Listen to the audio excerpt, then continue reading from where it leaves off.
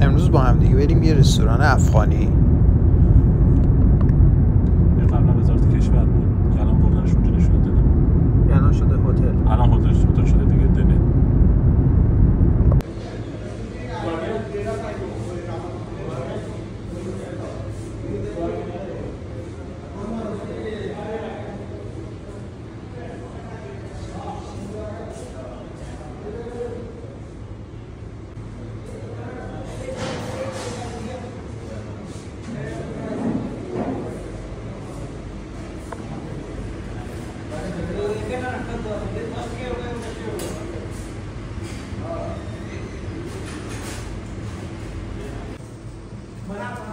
نون پیتا تازه،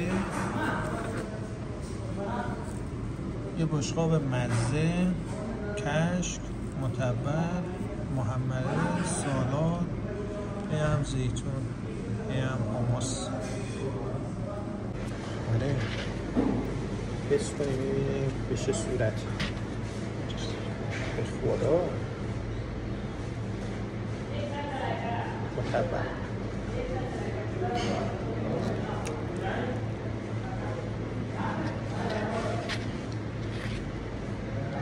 بد نیست، خوبم نیست. حمص،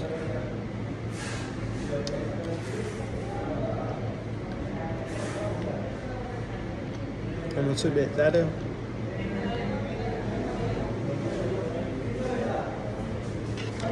مزن خوبه، مزن رو میشناسم. تشویق میفهمم. عوامل پشت صحنه. ای بابا یه محمله بود.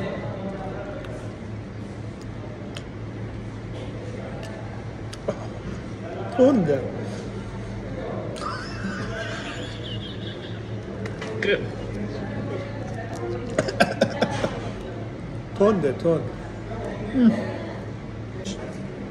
آبوش قبل غذا آبگوشت مانند آوردن.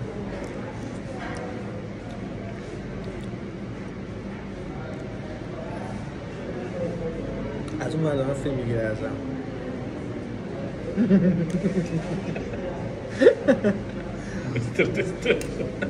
بنده مستر تسته میباشم ولی مینیمایز شده. آره مستر تستر کوچیکشه.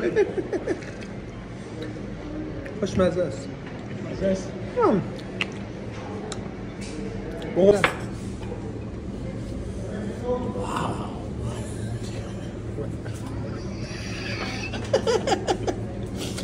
خواستم ادای یارو دیدم. واو اینجوری میکرد بنده خدا. چجوری؟ زبون بسید چجوری میگه؟ بنده خدا میگفت واو.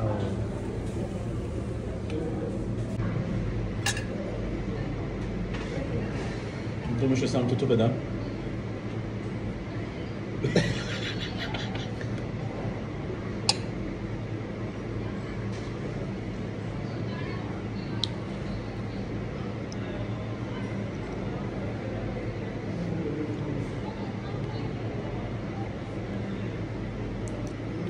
اینجا واقعا اسپایسیه. بعد گفت یه خود اسپایسیه.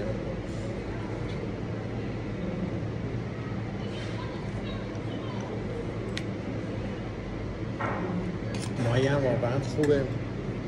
بوی زخم و طعم بد نمیدیم که انگار ته اقیانوس باشی. خوشمزه است.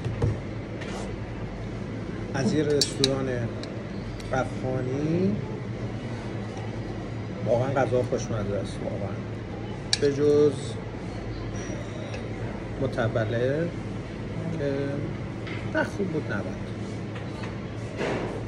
محمره هم که تند بود. حمصش هم خوب بود. زیتونه هم خوب بود.